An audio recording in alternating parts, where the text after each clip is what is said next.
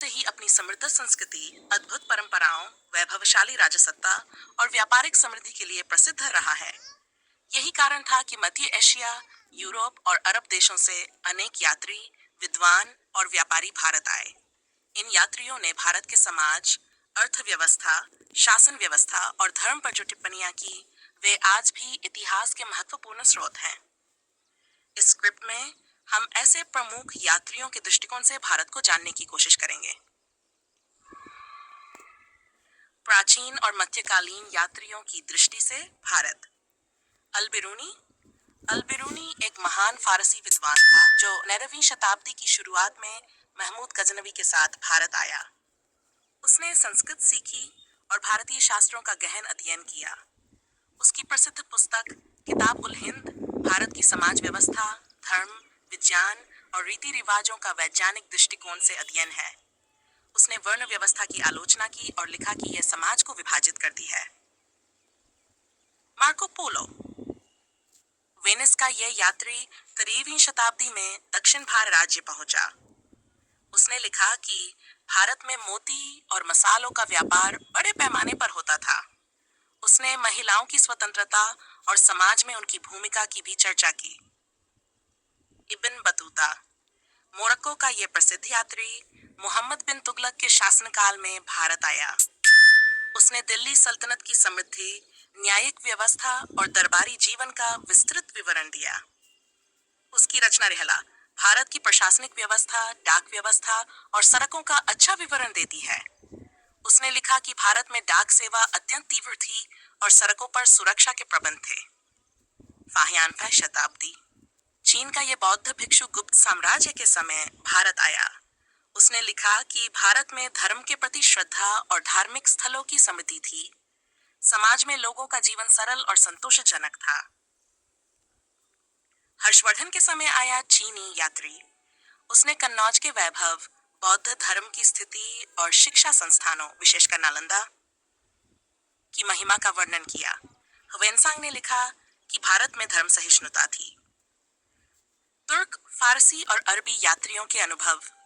अमीर खुसरो 5वीं शताब्दी। स्वयं भारतीय परिवेश में पले बढ़े, लेकिन उनके लेखन में भारत की विविधता, संगीत और साहित्य का अद्भुत वर्णन मिलता है।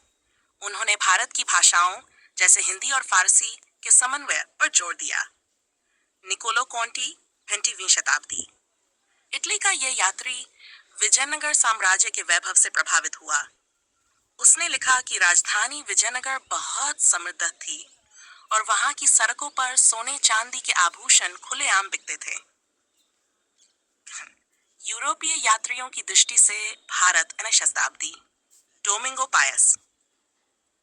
पुर्तगाल का यात्री जिसने विजयनगर साम्राज्य की शक्ति, समृद्धि और धार्मिक सहिष्णुता का वर्णन किया। उसने लिखा कि वहां की जनसंख्या विशाल थी और बाजारों में हर प्रकार की वस्तुएं उपलब्ध थीं। Ralph Fitch. इंग्लैंड का यह व्यापारी अकबर के शासन में भारत आया। उसने भारतीय बाजारों और व्यापारिक संभावनाओं पर टिप्पणी की। विलियम हॉकिंस और सर थॉमस रो। इंग्लैंड के ये दूत जहांगीर के दरबार में आए। सर थॉमस रो ने मुगलों की शक्ति, दरबारी जीवन और प्रशासन की प्रशंसा की। फ्रांकोइस बर्नियर और जीन बैप्टिस्ट टेवर्नियल। बर्नियर ने मुगल प्रशासन में भूमि व्यवस्था और किसानों की दुर्दशा का वर्णन किया। टेवर्नियर ने हीरे जवाहरात और व्यापारिक समृद्धि का वर्णन किया। यात्रियों की टिप्पणियां। सामाजिक और आर्थिक दृष्टि से कृषि और किसानों की स्थिति।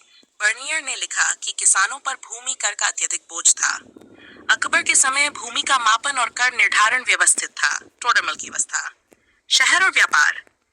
यात्रियों ने दिल्ली, आगरा, लाहौर, विजयनगर जैसे नगरों की समृद्धि और बाजारों का वर्णन किया।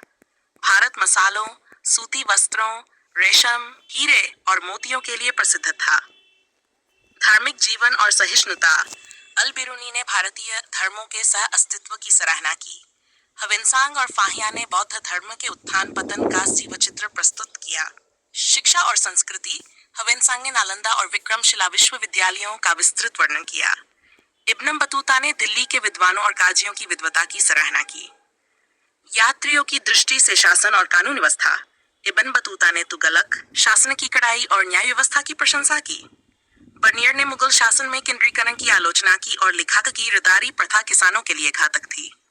सर थॉमस ने मुगलों की दरबारी भव्यता पर टिप्पणी की, लेकिन प्रशासन में भ्रष्टाचार का उल्लेख भी किया। यात्रियों की दृष्टि से भारतीय समाज, जाति व्यवस्था का हर यात्री ने उल्लेख किया।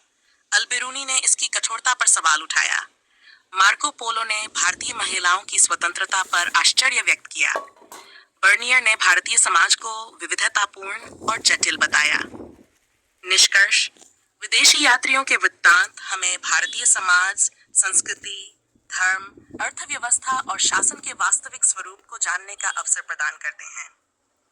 उनकी दृष्टि से भारत एक ऐसा देश था जहां विविधताएं थीं, समृद्धि थी, लेकिन साथ ही सामाजिक असमानताएं और चुनौतियां भी थीं। आज भी ये यात्रावृत्त इतिहास लेखन के लिए अमूल्य स्रोत हैं और भारत की पहचान को समझने में सहायक है। अगर आप चाहें तो मैं